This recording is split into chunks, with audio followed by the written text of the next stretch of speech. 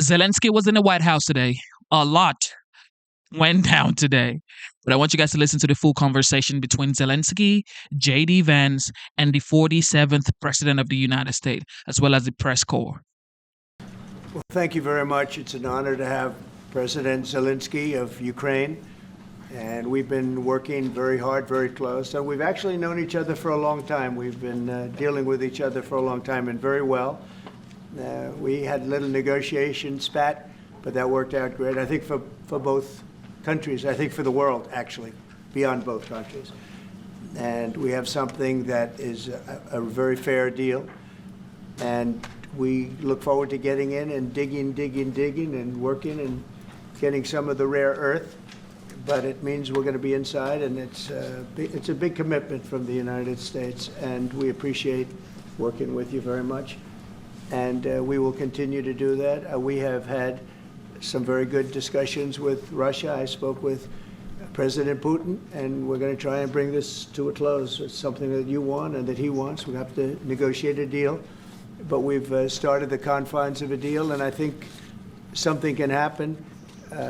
The big thing is the number of soldiers, mostly at this point, but soldiers being killed. You're losing thousands of soldiers. On both sides, we're losing a lot of soldiers, and we want to see it stop. And we want to see the money get put to different kinds of use, like rebuilding. And we're going to be working very hard. But we've had a lot of very good conversations. I will say until we came along, the Biden administration didn't speak to Russia whatsoever. They didn't speak to anybody. They just allowed this to continue. And I will say that, I'll say in front of you, you've heard me say it 1,000 times, if I were president, this war would have never happened. We would have had a deal negotiated for you without having to go through what you've gone through. But your soldiers have been unbelievably brave. We've given them great equipment, but somebody has to use the equipment. They've been unbelievably brave, and we give them great credit. This was supposed to be over very quickly, and here we are 3 years later. So I give tremendous credit to your generals and your soldiers and yourself in the sense that it's been very hard fighting, very tough fighting. They're great fighters. And you have to be very proud of them from that standpoint. But now we want to get it over with. It's enough, right? We want to get it over with. So it's an honor to have you here. Thank you very much for coming. We're going to sign the agreement at the conference in the East Room in a little while, right after lunch. And we'll be having lunch together. We're also discussing some other things. And we appreciate everybody being here. It's somewhat of an exciting moment, but the really exciting moment is when they stop the shooting or we end up with a deal. And I think we're fairly close to getting that, and an honor to have you. And please, I'd like to say something. Yeah, thank you so much, Mr. President. Thank you for the invitation. And really, I hope that this first document, will be a first step to real security guarantees for Ukraine, our people, our children. I really count on it. And of course, we count that America will not stop support. Really, for us, it's very important to support and to continue it. I want to discuss it with details further during our conversation, and of course, the infrastructure or security guarantees. Because for today, I understand what Europe is ready to do, and of course, I want to discuss with you what United States will be ready to do. And I really count on your strong position to stop Putin. And you said that enough with the war. I think that is very important, Ben, to say these words to Putin at the very beginning of war, because he is a killer and terrorist. But I hope that together we can stop him. But for us, it's very important to, to save our country, our values, our freedom and democracy, and of course, no compromises with the killer about our territories, but it will be later. And of course, what I wanted, we spoke about it by phone with you about the drones production. We have very good drones production. I think the best one in the world for today because of the war. Yes, and of course, we need very much the air defense. You have the best air defense in the world, and really you helped us under attacks of Russians. And I want to speak how we can exchange the licenses. We're open to share the licenses of all our drones with you, of course, with the United States. And we need licenses for quick production of air defense. Even after the war, we need our nation to be calm, that we are secure. So that's why we need this air shield. And of course, about this, I want to speak about the contingents. I think that France and UK already spoke to you, and we know that Europe is ready, but without the United States, they will not be ready to be as strong as we need. And the last point, last not least, about exchange, about our people and children.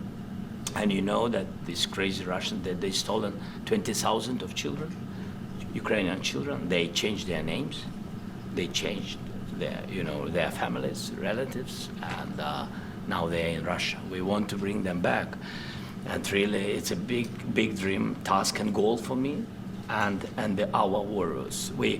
By the way, Mr. President, we released more than 4,000 warriors from Russian prison, but there are thousands more in the prison. I wanted to share with you some images. How it's just can I now? Yeah, Have I? please. Some minute, 1 minute. Just you to understand in what circumstances, in what situation they are, and what the attitude of Russia to our prisoners. That guys, just you before and after. And you see before and after, just you to understand. Now thousands of such guys, ladies and men, there, and that, so they don't eat, they beat them, and they, so they do a lot of, bad things. So out of, even during the war, there are rules. Everybody knows there are rules during the war. So these guys, they don't have any rules. You see that, 50, 60 kilograms left, and a lot of such things. And I didn't want to show you what the changes with images of children, because I will share with you. And I mean, it's looking tragic. Yep, that's tough stuff. I wanted very much to give you, and you see it. Yeah. This is pastor, by the way. They stolen pastors, because it's not Russian church. They stolen pastors and moved pastors to the prison. We, at the end of last year, we brought 3 pastors, and we could exchange them. This is pastor, you see. Yeah, that's tough. Yeah, so I mean, this I wanted to show you, and this. So thank you very much. We want to get that ended, right? Yeah, of course. We And will. I think we will. And We have to, of course. do you have any questions, please? When you continue to ask about the president, Go ahead, please. Thank you, Mr. President. With the, how much money is the U.S. going to put into the fund that is being created today, and how does this provide long-term security for Ukraine? Well, we don't know exactly how much, because we're going to be putting some money in a fund that we're going to get from the raw earth that we're going to be taking and sharing in terms of revenue. So it's going to be a lot of money will be made from the sale and from the use of raw earth. And as you know, our country doesn't have much raw earth. We have a lot of oil and gas, but we don't have a lot of the raw earth. And what we do have is protected by the environmentalists, but that can be unprotected, but still it's not very much. They have among the best in the world in terms of raw earth. So we're going to be using that, using it for all of the things we do, including AI and including weapons and the military, and it's really going to very much satisfy our needs. So it's something that just worked out really well. We have a lot of oil and we have a lot of gas, but we don't have raw earth. So this has just about every component of the raw earth that we need for computers, for all of the things we do. This puts us in great shape. And long-term security for Ukraine. How does this provide? I think they're going to have great luck. I think once we make the agreement, that's going to be 95% of it. They're not going to go back to fighting. I've spoken with President Putin, and I feel very strong. I've known him for a long time, and I feel very strongly that they're very serious about it. And we'll make a deal. And when the deal is made, I don't think we talk about security. Everyone's talking about the other day. All they talked about was security. I said, let me make the deal first. I have to make the deal first. I don't worry about security right now. I have to we have to have a deal, because right now, last week, 2,000 soldiers died on both sides. 2,000. And they're losing 1,000, 2,000, 3,000 a week. So as we sit here and we talk, people are getting shot and dying on the battlefield. And, you know, they're not American soldiers, but they're Russian soldiers and they're Ukrainian soldiers, and we want to be able to stop it. And we want to be able also to spend money on other things. We don't want to, this is a tremendous amount of money. And what the Biden administration did was terrible. They were giving money, but he had no security on the money. Europe, as you know, gave much less money, but they had security. It was in the form of a loan. They get their money back, and we didn't. And now, at least we're protected, because the American taxpayer has to be protected too. But this is an incredible agreement for Ukraine, because we have a big investment in their country now, and what they have, very few people have. And we're able to really go forward with very, very high-tech things and many other things, including weaponry that we're going to use in many locations, but that we need for our country. This allows us to do that. Mr. President, will you continue? I'm sorry. Can I? Military aid? Yes, go ahead, please. If Yeah. I can just yes. In the document, there is one of the very important points. If we speak about business and investment, we never had LNG terminals in Ukraine. This document will open. I mean, the next document, but anyway, here we see in the framework, we see a really goodwill for this. LNG terminals for us is very important, and I think for security of European continent. We have the biggest storage, gas storage. We have the biggest in Europe. Yes, and we can use it. You use it for LNG. You use it for LNG, and we will do it. And really, we can help Europe, because Europe really helped. President Trump said that they made less support, but they have our friends, and they are our very supportive partners. They really gave a lot, Mr. President. They did. Really, they did. They gave a lot, but they gave much less. No. Much less. No. Elite? No. Don't argue with it. No. Okay. Okay.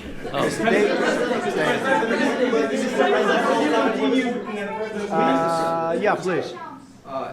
Mr. President Trump, you have repeatedly called the deal with Ukraine as a historical one. And as a president of the United States, you make historical decisions in other issues which affect America and other world. So what place in the world history do you want to take? And do you associate yourself with any famous historical figures? Yeah, I'd say George Washington, Abraham Lincoln. I would say I'm far superior to George Washington and Abraham Lincoln. Now, you know I'm only kidding, right?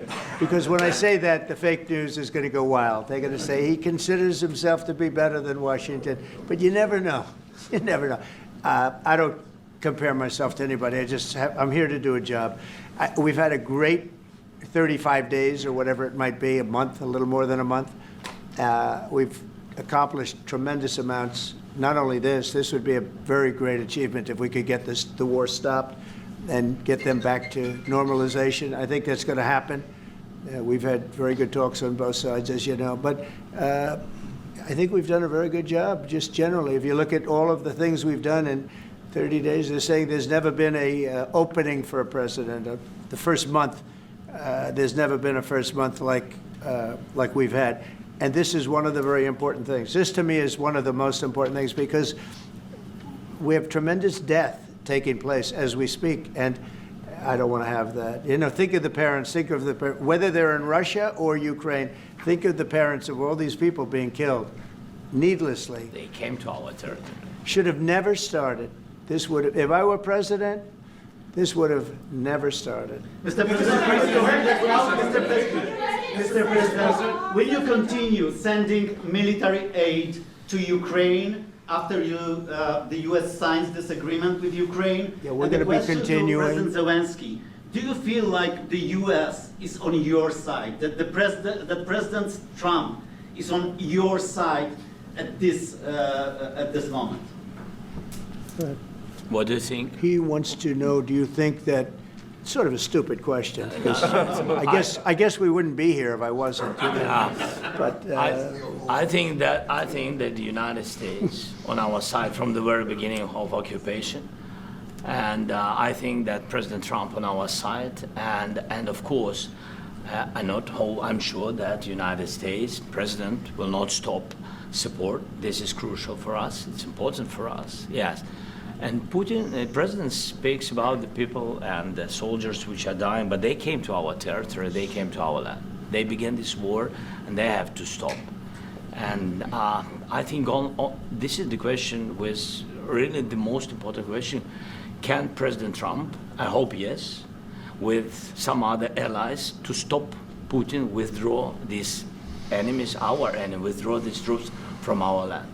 And I think that you asked about the history, I think that if President, or when, he will stop Putin, if President Trump will bring peace to our country, I think he will be on this wall. We've had very, very good talks. What about military aid to Ukraine? President Zelenskyy just said that there'd be no compromises with Vladimir Putin. I just wanted to ask both of you. Firstly, are there compromises that you think that President Zelenskyy is going to have to make? And President Zelenskyy, is there anything that you think that you may be able to offer or bring to the table? For example, elections. Thank you. I think you're going to have to always make compromises. You can't do any deals without compromises. So certainly he's going to have to make some compromises, but hopefully they won't be as big as some people think you're going to have to make. That's all. It's all we can do. I'm here as an arbitrator, as a mediator to a certain extent between two parties that have been very hostile. To put it mildly, they've been very hostile. There's been a vicious war. There's been a vicious war. You know, it's a very level battlefield, and those bullets go out, and as I've said many times, we were talking about it with Pete, many times the only thing stopping those bullets is a human body. And in the case we're talking about, generally young human bodies are stopping a lot of bullets. It's dead level. That's why it's great farmland. It's great land. It's great farmland, but there's very little protection against the bullets that are being, and other things that are being shot. So all I can do is see if I can get everybody at the table and get an agreement. And I think we're going to end up with an agreement. Otherwise, I wouldn't probably be even here today. Mr. President, I've got two questions for you. You think ultimately your legacy will be the peacemaker and not the president that led this country into another war and ended foreign wars? And then I've got a question. I hope it will. I mean, I hope I'm going to be remembered as a peacemaker. This would be a great thing if we could do this. I'm doing this to save lives more than anything else. Second is to save a lot of money, but I consider that to be far less important. So I hope I'm going to, thank you, Brian, for that question. It was a nice question. I hope I'll be known and recognized as a peacemaker. This would be a great thing to solve. This is a very dangerous situation. You know, this could lead to a third world war. This was headed in the wrong direction. If this election were lost, if we didn't win this election, and we won it by a lot, that was a mandate. We won every swing state. We won the popular vote by millions and millions of votes. We won everything. The districts, you look at the areas of red, take a look at a map. This was a big mandate, and this was one of the things. I said, we're going to get this thing settled. If we didn't win, I think this could have very well ended up in a third world war, and that would not have been a good situation. What was your second question? My second question for President Zelenskyy. No. Why don't you wear a suit? Why? Why don't you wear a suit? You're the highest level in this country's office, and you refuse to wear a suit. Just want to see, do you own a suit? You have problems. A lot of Americans have problems with you not Really? respecting I don't the have authority such. of this office. I will wear a costume after this war will finish. Okay. Yes, maybe one, Maybe something like this. something like Yes, yours. sir. Yes, That'd be great. maybe something better. I don't know. We will see. Maybe something cheaper than yeah. Thank you. Thank you. Thank you. Thank you, President Trump. You said Mr. yesterday. President, are you going to send more arms to Ukraine in case there's no peace? Yeah, we're going to have arms to Ukraine, yeah, sure. Hopefully I won't have to send very much, because hopefully we're going to have it finished. We're looking forward to finishing this quickly. We're not looking forward to sending a lot of arms. We're looking forward to getting the war finished so we can do other things. But we very much appreciate the agreement because we needed what they had, and we're treating, our country is now treated fairly. Biden didn't do that. He didn't know what the hell he was doing. This should have never happened. This should have never started. But, sure, the answer is yes, but hopefully we won't have to send much because I'm looking forward to getting it done quickly, very quickly. Does that mean you provide security guarantees, Mr. President? I don't want to talk about security yet because I want to get the deal done. You fall into the same trap like everybody else. A million times you say it over and over. I want to get the deal done. Security is so easy. That's about 2% of the problem. I'm not worried about security. I'm worried about getting the deal done. The security is the easy part. Security is very nice. Everybody stopped shooting. And now will Europe put people there? I know France is going to. I know the UK is going to. I know other countries are going to, and they happen to be right next door. We haven't committed, but we could conceivably. We have security in a different form. We'll have workers there digging, taking the raw earth so that we can create a lot of great product in this country. So in that sense, you have something, but we haven't determined that yet. I will say, in speaking to France and in speaking to, and they were here, as you know, last week and just the other day, they have committed to a lot of security. I don't think you're going to need much security. I think once this deal gets done, it's over. Russia's not going to want to go back, and nobody's going to want to go back. When this deal ends, I really believe this deal is going to be over. Question? Yeah, please go ahead. Thank you. Go ahead, please. Thank you so Yeah. much. Mr. President, thank you. Thank you. Macron and Keir Starmer at the White House this past week, both of whom praised your courage and conviction to lead the pathway towards peace. Yes. Part of that involved, though, re-engaging with Russia in diplomatic relations, something that previous leaders lacked the conviction to do so. What gave you the moral courage and conviction to step forward and lead that? Boy, I love this guy. Who are you with? One American News, sir. Well, that's why I like him. One American News does a great job. I like the question. I think it's a very good question. It's a pathway to peace. It's a pathway to getting something solved.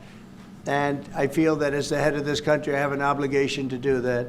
Plus, we're very much involved. We got involved. It's too bad we got involved because there should have been no involvement because there should have been no war.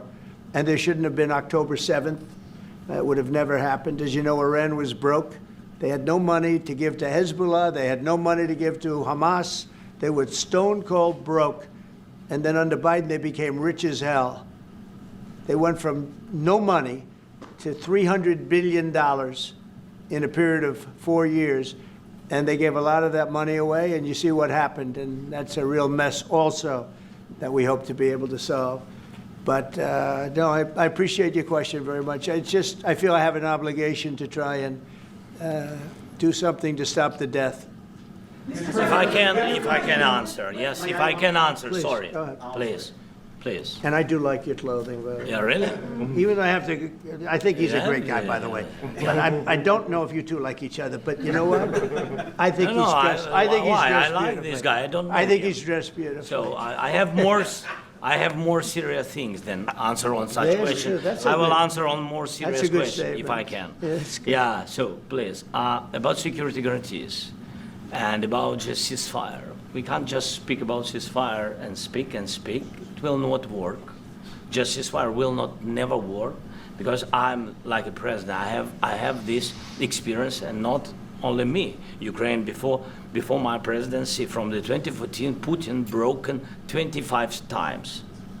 25 times he broken his own signature. 25 times he broken ceasefire. But he never broke to me. He never broke to me. No, you were the president. He You never were the broke- president he during. never broke to me. In 2016, you've been the president, Mr. President. You've been the president, but he had, of course, not with you, but he had during those period. He had conversations with our side, and we had Normandy format. The France, Germany, Ukraine, and Russia, and he broken 25 times. That's why we will never accept just ceasefire. It will not work without security guarantees.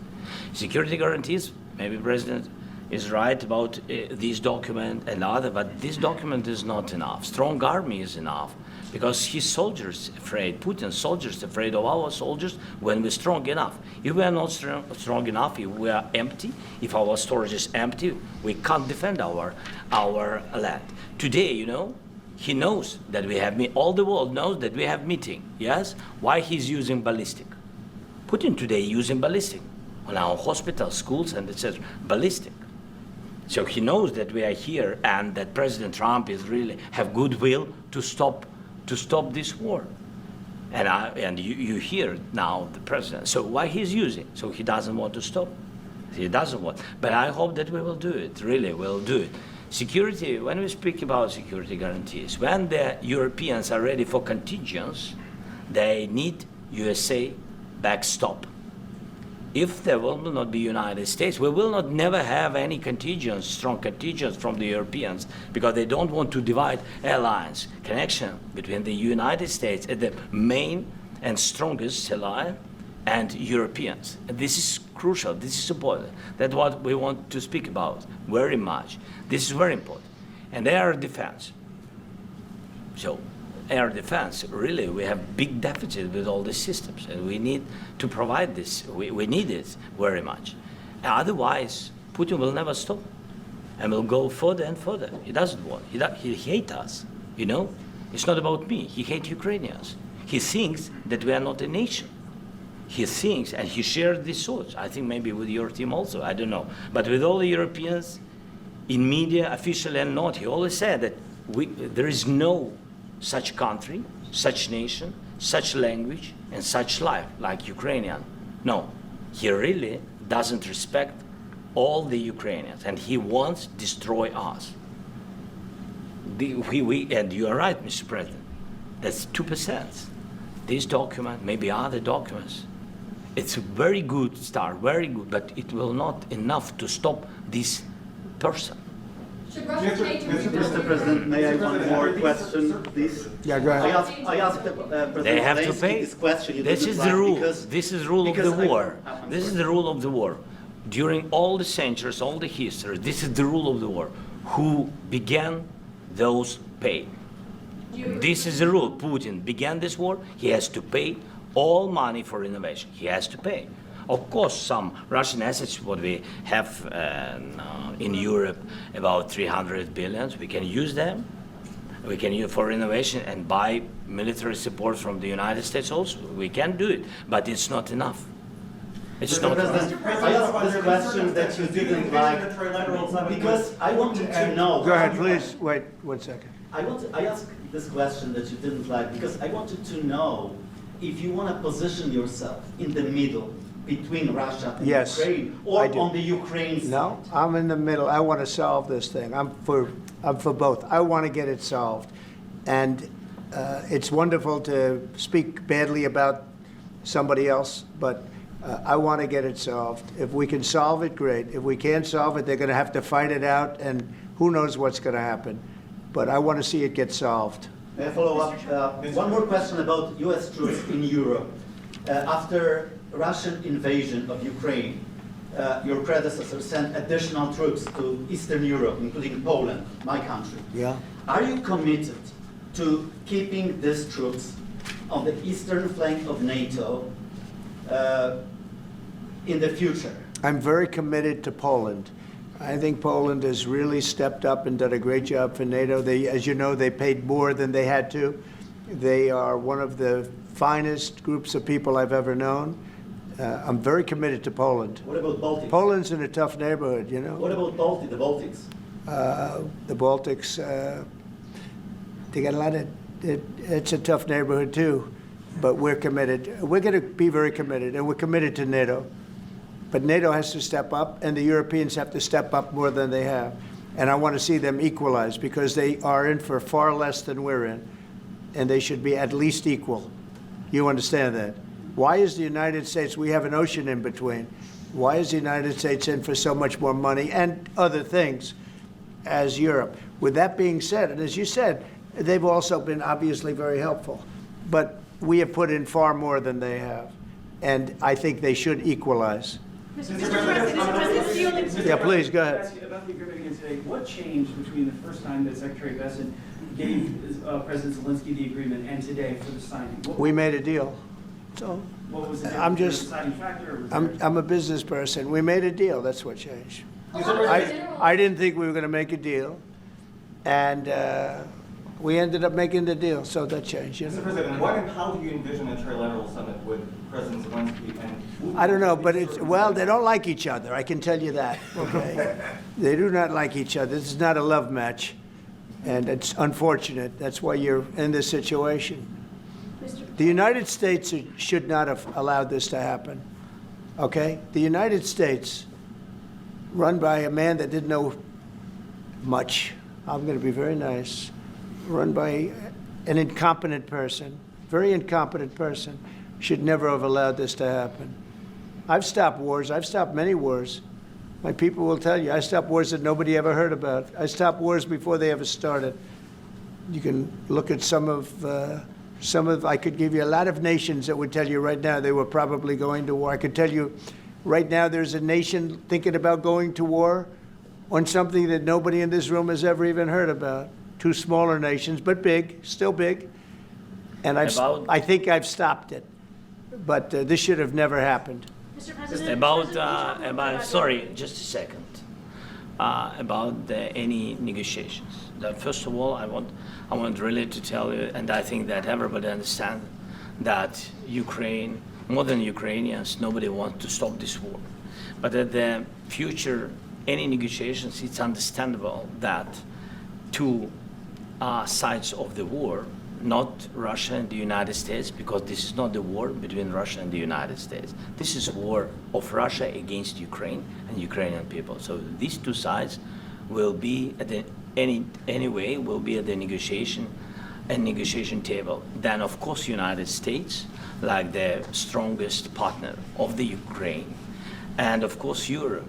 I think Europe is very important. I want to speak about it with the president. Yes, Europe is very important for us because we really defend Europe for today. All Europeans really recognize that we are defending the line, and they have real life, and our people are dying. That's why they helped us. And also, it's about the NATO. Yes, between, like the president said, you have big, nice ocean.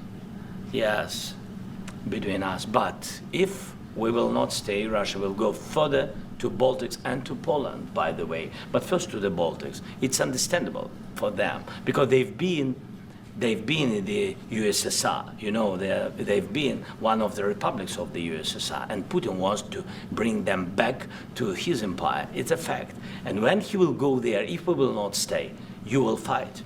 Your American soldiers, it doesn't matter, do you have ocean or not, your soldiers will fight. Mr. President, would you be willing to visit Ukraine, maybe Kyiv or Odessa, which is known to be a very Euro Black Sea? It was my question. Yeah. Sorry. I don't want to talk about Odessa now. Let's not talk about Odessa. I want to talk about making a deal, getting peace. We don't have to talk about Odessa, but a lot of cities have been destroyed. There are a lot of cities that are not recognizable. There's not a building standing. No, and a lot of things Mr. President, you have to come and to look. No. We have very good cities. Yes, a lot of things have been destroyed, but mostly cities alive, and people work, and children go to school. Sometimes it's very difficult. Sometimes closer to front line, children have to go to underground schools or online. But we live. Ukraine is fighting, and Ukraine lives. This is very important. And maybe it's Putin is sharing this information that he destroyed us. No, he lost 700,000 people, 700,000 soldiers. He lost everything. Yes. So. Mr. President, Mr. when did you President, last speak? one more. When, I mentioned Mr. Poland. President, thank you. Please, Mr. go ahead. President, when did you last speak with President Putin? And what did This he is so say sad, A couple of man. days ago. And what did he tell you that gave you the assurance that he wanted? Too many people dead. Well, that's what I do. My whole life is deals. I know pretty good. And I've known him for a long time. I've dealt with him for a long time. He had to suffer through the Russia hoax. You know, Russia was a hoax. It was all Biden. It was nothing to do with him. So he had to suffer through that, and he was able to do that. I think that he wants to make a deal, and he'd like to see it end. That's all I do. That's what I do. My whole life, that's what I do is make deals. And I'm in the middle of a mess because this is a real mess. It's a very dangerous one. If this doesn't get solved now, it's not going to get solved for a long time. So I hope we're going to get it solved. In the back, please. Thank you, Mr. President. Prime Minister Starmer claimed repeatedly that his government believes in free speech and was not engaged in censorship. But his country's government arrests people for memes and thought crimes, and even more worrisome is pressuring American companies to censor Americans on its behalf. How can he be a reliable, trustworthy partner when he says things that are demonstrably false on such an important topic? Well, we actually spoke to him about that yesterday, and we thought they took it very, very much too far. JD was very strong on it. So was I. So was Marco. And we've been speaking to him about it. Marco, would you like to say something about that? We have concerns, obviously, with the conduct of various, particularly as it impacts Americans. And there's real concern that American speech, which is online, could fall into the hands of the British or any country's jurisdiction. And so this is a point the Vice President made in Munich, and I think it's a very compelling one that unites us with Europe as much as anything else is these shared values, and one of them being free speech. And so if Americans are threatened by it, we're going to need to take action in that regard. It's actually a very important question. We spoke about this in detail with the Prime Minister, the Foreign Secretary, and others at lunch yesterday. And I know that Secretary of Commerce Lutnick followed up in private meetings last night. This is really important. We believe Americans have the right to speak their mind, even if we in this room disagree with them. They have the right to speak their mind in the public square, which is often online these days. And we're going to defend that right as it pertains to American companies and American citizens vigorously if we have to. I do think that under the President's leadership, we're going to find common ground with our friends in the UK on this question, but it remains to be seen. The principle that will guide us is we believe in free speech in this country, and we'll fight for it for American citizens. Mr. President, on the deal, is there any other oil and gas component to the deal? Is it all critical? A little bit. We'll see. On LNG? But we're not really looking for that so much. We got a lot. We have more than anybody in the world, by far. So no, we're not talking about it too much, but a little bit. I think it affects also, but for the most part, no.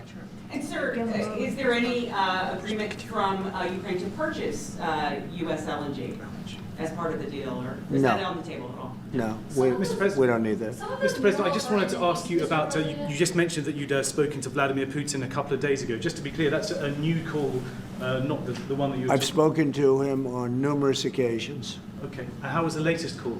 And what did you discuss? How did it go? Are you serious with that question? I am. I'd love to know. It went well. I think we're going to have a deal. On the minerals deal, Mr. President, some of those minerals are in the east of Ukraine, not far from the front lines, and in areas that Russia... A very good question. Thank you so much. Will you direct President Putin to withdraw his forces from those areas if there's U.S. interest? Well, we'll take a look at the time. We have a lot of area.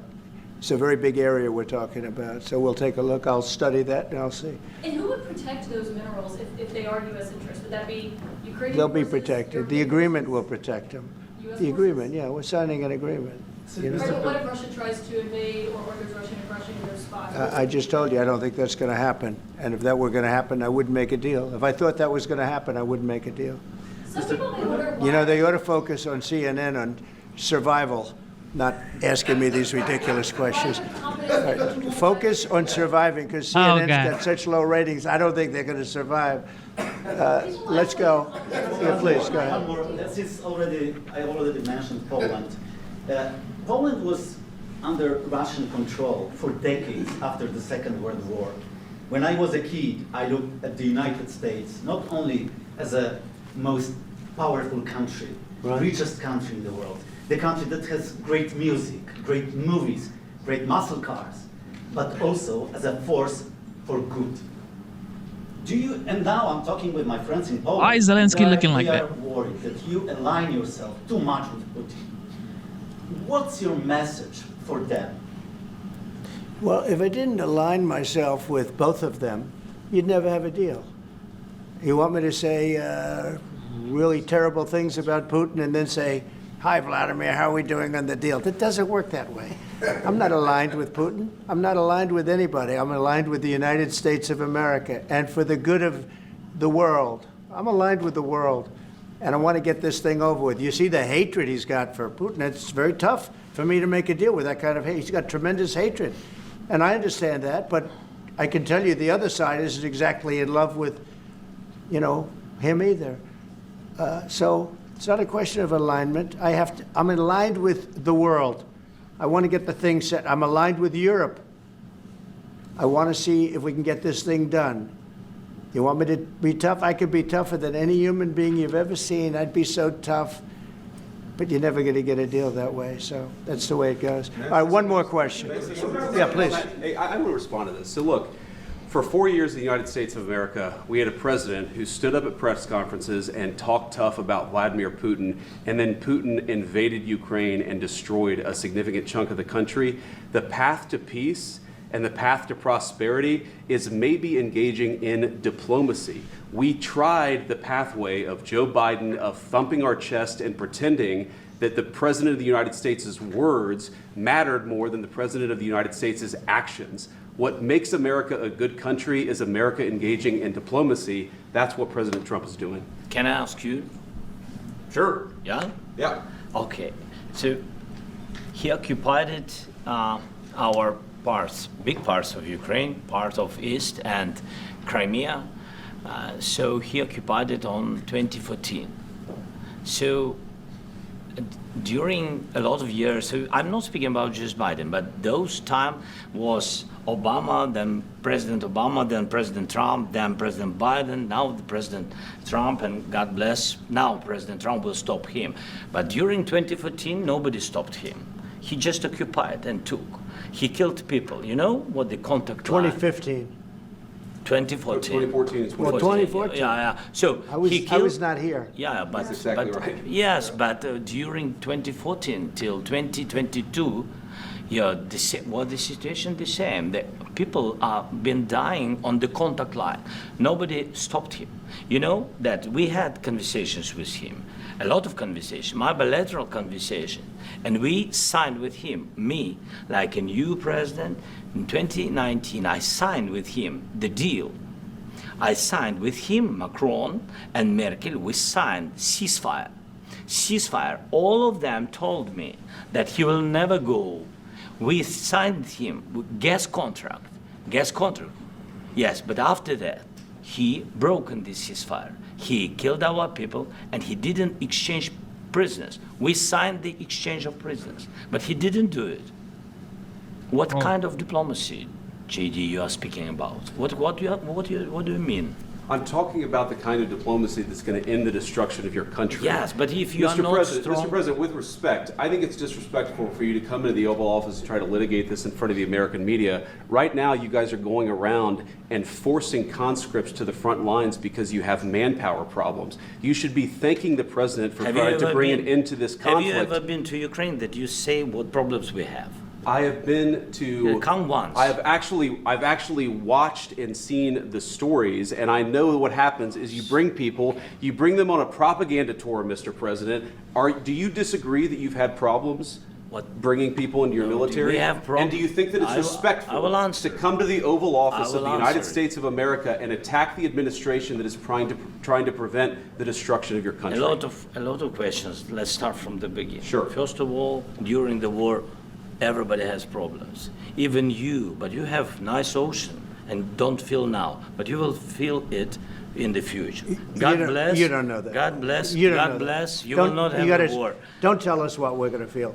We're trying to solve a problem. Don't tell us what we're going to feel. I'm not telling you. Because you're in no position to dictate that. Remember this. You're in no position to dictate what we're going to feel. We're going to feel very good. You will feel influence. We're going to feel very good and very strong. You will feel influence. You're right now not in a very good position. You've allowed yourself to be in a very bad position, and he happens to be right about it. From the very beginning of the war. You're not in a good position. You don't have the cards right now. With us, you start having cards. I'm not playing cards. But right now, you don't. Yeah, you're playing cards. Mr. President. You're playing cards. Serious. You're gambling with the lives of millions of people. You're gambling with World War III. You're gambling with World War III. And what you're doing is very disrespectful to the country, this country. That's back to you. Far more than a lot of people said they should have. Have you said thank you once? A lot of times. No, in this Even entire meeting, today. have you said thank you? Even today. You went to Pennsylvania and campaigned for the opposition in October. Offer some words of appreciation for the United States of America and the president who's trying to save your country. Please, you think that if you will speak very loudly about the war, you He's can... not speaking loudly. He's not speaking loudly. Your country is in big trouble. Can I Wait a answer? minute. No, Can you've I done a lot answer? of talking. Your country is in big trouble. I know. You're not winning. I know. You're not winning this. You have a damn good chance of we are coming out staying, okay because of us. Mr. President, we are staying in our country, staying strong from the very beginning of the war. We've been alone, and we are thankful. I said thanks You haven't in been this alone. cabinet, You and haven't not been only alone. in this cabinet. We gave you, through I this said stupid president, $350 billion.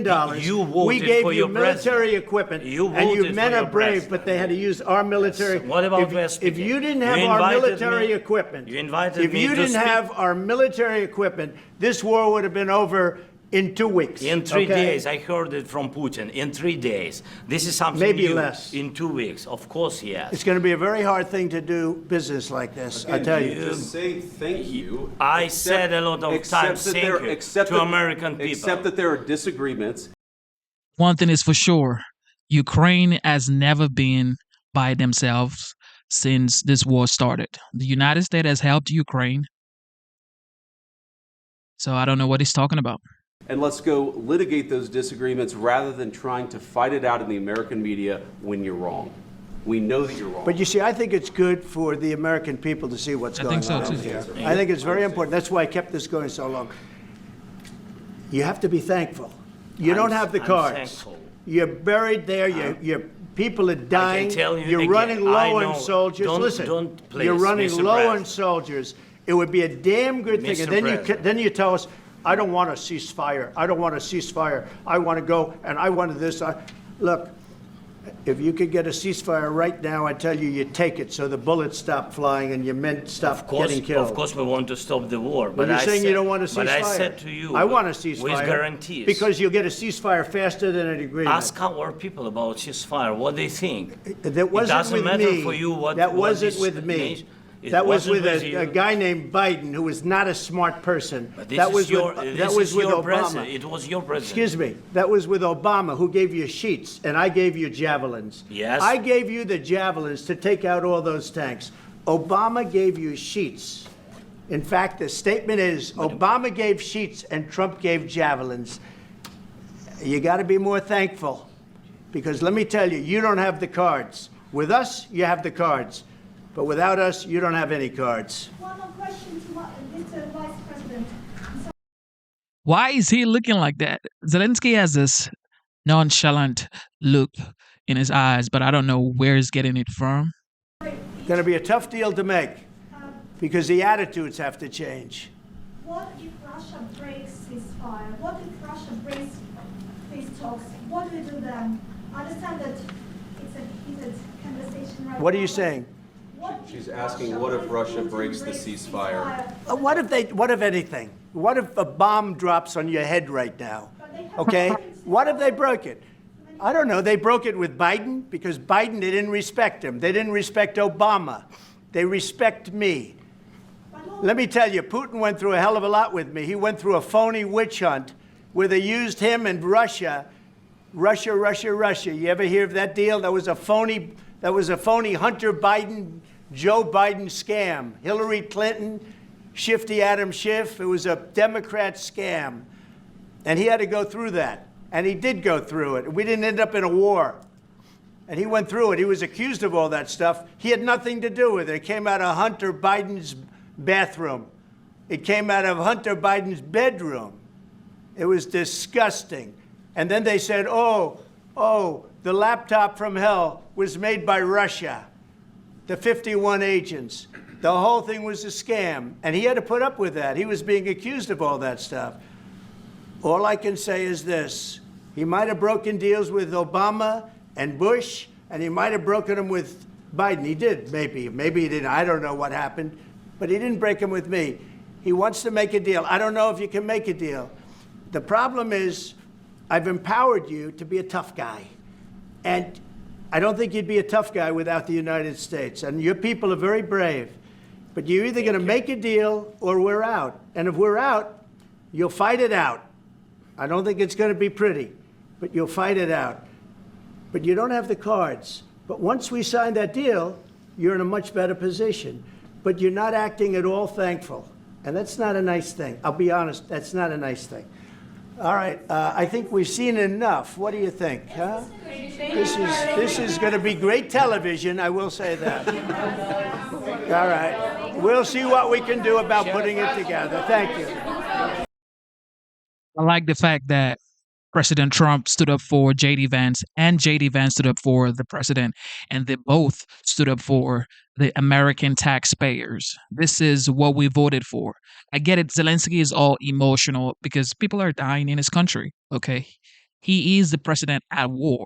I get it. However, even if you feel like Americans do not understand what's going on ground in Ukraine, we are supporting Ukraine with finances to help you protect yourself against the aggression of Russia. So I get it. I get it. Emotions are running high. However, you have to be very careful with the words that you use when you're talking in this very delicate situation. And this is a very absolutely rare situation because Ukraine is an ally to the United States. They're here trying to make a deal, a peace deal. However, Zelensky isn't feeling like the United States, in my opinion, has done enough because the way his body language is, you could tell he's like nonchalant. He's like, I don't know. I don't know what kind of deal they have between the United States and Russia or the United States, pardon me, the United States and Ukraine before the billions of munitions were being sent to Ukraine. Because Zelensky has this posture, he has this attitude that is just, it feels like he's not the person at war. He is not the country at war that a lot of people are dying in. You know, if you were the president of a country and people were dying, you want to make a deal. Also, we can now rule out the fact that he said they've signed peace deals, ceasefire deals, but Putin hasn't respected those deals. So that is a very key issue that the United States, I believe, has to um, focus on and have that conversation with Vladimir Putin, where he has to respect, you know, peace deals, ceasefire, or whatever. And Ukraine is not some, you know, holy angel or whatever. They have to respect whatever deals they have with Russia as well. And the United States is just there to be a mediator. And that's what's going on right here. But I'm glad this happened. Americans saw this in real time. And I'm glad I'm able to share this with you guys so you guys can tell me, what do you guys think? How is Zelensky having the courage to talk to Trump or JD Vance or just being in the Oval Office and having this attitude? Something is wrong, okay? But let me know in the comment section below. What do you think about this? This was a very important meeting that probably has never happened before in the Oval Office where two leaders clash this much. This is wow.